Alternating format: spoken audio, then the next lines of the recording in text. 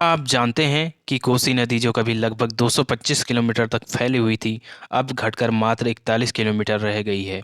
यह नदी कुमाऊं की सबसे महत्वपूर्ण नदियों में से एक है, जिसका उद्गम अल्मोड़ा जिले में भटकोट बूढ़ा पीनानाथ चोटी के दक्षिणी पश्चिम भाग से होता है।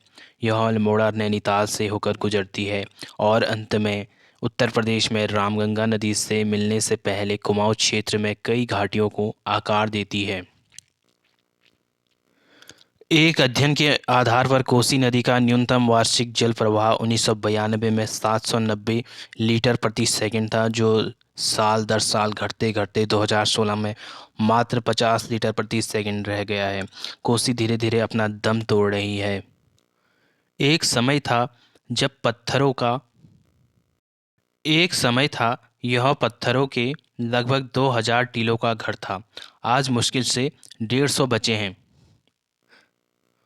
अल्मोड़ा जनपद के बारामंडल परगने की बोरारव पट्टी के अंतर्गत भटकोट बूढ़ा पीनानाथ या पीनात सीकर के दक्षिण पश्चिमी भाग में है। अल्मोड़ा नैनीताल से होते हुए उत्तर प्रदेश में रामगंगा से मिलाने वाली कोसी कुमाऊं प्रदेश में बहुत घाटियों का निर्माण करती है। कुमाऊनी भाषा में नदी के द्वारा सिंचित इस तरह की घाटियों के बड़े मैदान को शेरा कहा जाता है। बेताल घाट सोमेश्वर में कोसी नदी से बने सिरे कुमाऊं के सबसे बड़े सिरों में गिने जाते हैं। सोमेश्वर से तल्ला स्युनरा होती हुई कोसी हौलबाग में पहुंचती है।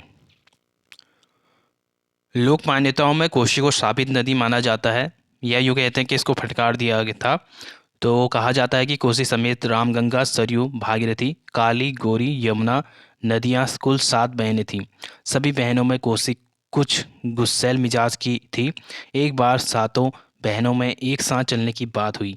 बाकी बहनें जब समय पर नहीं पहुंची, तब कोसी गुस्से में अकेले चल दी, ताकि बहनों में ने जब कोसी को न देखा तो उसे श्राप दिया कि तू हमसे अलग थलग बहेगी और तुझे कभी पवित्र नदी नहीं माना जाएगा। स्कंद पुराण में भी कोसी नदी का उल्लेख हुआ है। स्कंद पुराण में कोसी को कौशिकी कहा गया है। वाल्मीकि रामायण में कोसी को ऋक्षिक ऋषि की पत्नी व महर्षि विश्वामित्र की बहन माना गया है। कहा जाता है कि कोसी शरीर स्वर्ग गई थी, फिर परोपकार के लिए नदी रूप में पृथ्वी पर पुनः अवतरित हुई। कुश के वंशज विश्वामित्र जैसे कौशिक गए, उसी इस तरह नदी को कौशिकी कहा गया, जिसका पूर्व जन्म में नाम सत्यवती था। कोसी एक नदी नहीं है, बल्कि कई क्षेत्रों के लिए एक जीवन रेखा है, जहाँ से यह बहती है। भटकोट बूढ़ा पीनानाथ शिखर से शुरू होकर कोसी विशाल भौगोलिक, सांस्कृतिक और ऐतिहासिक महत्व की यात्रा पर निकलती है। यह धारा पानी से होकर गुजरती है, जहाँ इसका स्वागत रुद्रधारा की तेज लहरों से होता है। नदी आगे चलकर चोपड़ा चौसिला तक पहुंच जाती है, जहां यह सुयाल नदी से मिलती है। यहां संगम पर स्थित एक मंदिर में शिव की दिव्य उपस्थिति महसूस की जाती है, जो नदी के आध्यात्मिक महत्व का प्रमाण है। इसके बाद कोसी सल्ट में तीव्र मोड़ लेती है और अपना मार्ग दक्षिण पश्चिम की ओर बदल लेती है। जैसे ही यह मोहान से होकर बहती है, यह एक विस्तृत विस्तर में फैल जाती है, जिससे एक मनमोहक दृश्य बनता है। इसके बाद नदी काकड़ी घाट में उतरती है, जो आध्यात्मिक विद्या से परिपूर्ण स्थान है। कहानी के अनुसार स्वामी विवेकानंद ने यहीं एक पीपल के पेड़ के नीचे आध्यात्मिक ज्ञान प्राप्त किया, जिससे कोसी का रहस्यमय आकर्षण और भी बढ़ गया।